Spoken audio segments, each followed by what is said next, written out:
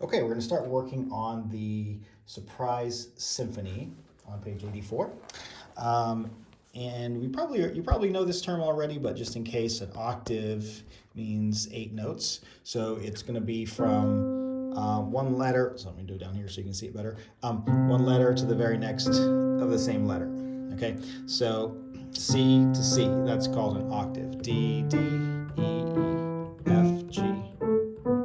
Okay, those are octaves. So move the camera over a little bit.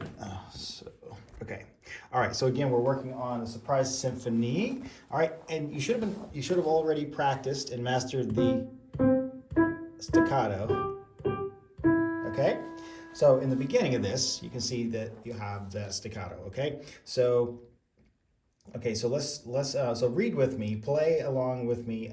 Look in the book though. Don't worry about don't look at the video. Just look in the book, and I want you to play. You're going to play the C twice, and then middle finger on E twice, and then the fifth finger on G twice, and then third finger on E. And that one is not staccato. You're going to just hold that. It's a half note. Okay, so let's do that again. So we're going to see. Ready. Go. C again, third finger again, fifth finger again, and then hold down to 3. All right, now we're gonna do fourth finger twice, second finger twice, and then the left hand now is gonna have to play B, okay? So you're gonna play that twice, and then you're gonna play G and hold that down. All right, so let's do that line again, okay? So do that with me.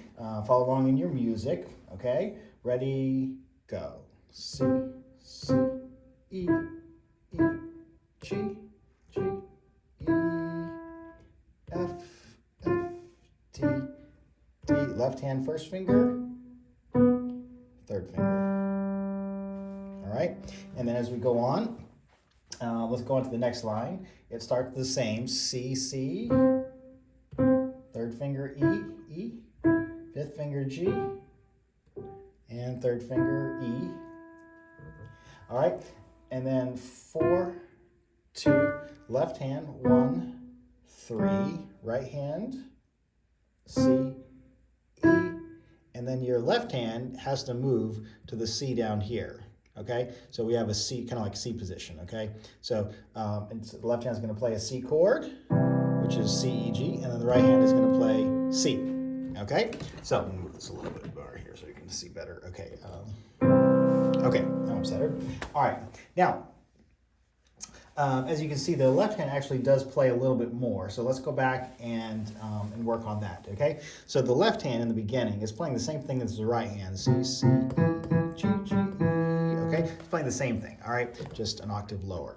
All right, so they're an octave apart. All right, so let's do this. So play both C's. Okay, that's going to be your first notes. All right, now play those, bounce on those a little bit together.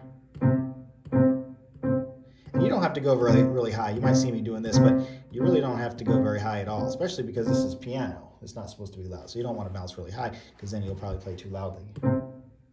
Okay, so let's do this. Okay, so C, and then middle finger E, the top of the hand G, and back to the middle. All right, and then the right hand then plays fourth finger, second finger. Now the left hand is going to have to move. Remember, we had to play 1 on B. So even though you're starting in C position, when you get to the end of the first line, you'll see that you have to move your hand to the B. That's why that first finger, if you look in the music, at the end of the first line in the left hand, you'll see that first finger is circled. Okay, I'll show you here if you want, in case you can't find it. That little circle, they do that in these books to indicate that you're moving that hand. Okay, all right. So let's work on the second line. By the way, if you're having any trouble with that, you can pause the video, work on it, and then continue on until you're able to do that. Play the hands together, okay? Once you can do that, then you can go on and continue. All right, so you're back to the C position. Okay, so your left hand had to move for the B, but now it's going to come back to the C position.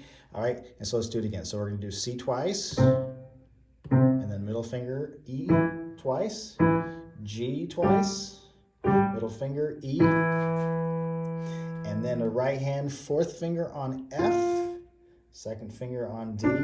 Left hand has to move to B again, and then third finger, and then right hand 1, 3. Now the left hand has to move back to the C position, so you can do a chord, and it will be short, but it'll be loud, it's forte and accented. So really sink into it. But you want to make sure those are together. Okay. So again, that left hand is moving between the B and the C position. So being able to hit that B and then coming back to the C position for the chord. All right. So work on that. That should get you through that. You can of course go back and review from the beginning if you need to. And make sure that you write in here, if you haven't already done so, write in the notes to start with. Okay, it's important that way you'll remember when you're practicing during the week, you'll remember where to put your hands. So you probably know at this point, you know where what your starting note is. Those are C's, right? So just go ahead and put the C and the C that way.